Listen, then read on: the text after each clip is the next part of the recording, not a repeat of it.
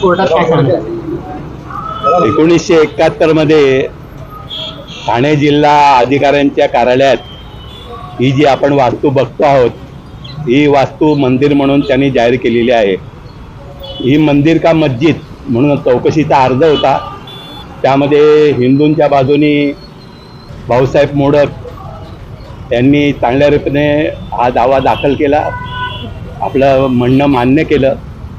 आणि मस्जिदला कुठल्याही प्रकारच्या खिडक्या नसतात, या वास्तूला खिडक्या आहेत आणि या ठिकाणी मूर्ती उभी राहण्यासाठी म्हणून जागा आहे, जिथे देवालय आपण म्हणतो. आणि या सगळ्या देवालयाच्या दृष्टिकोनातून असलेली वास्तू हे मंदिरच आहे, हे शासनाने तेव्हा जाहीर केलं.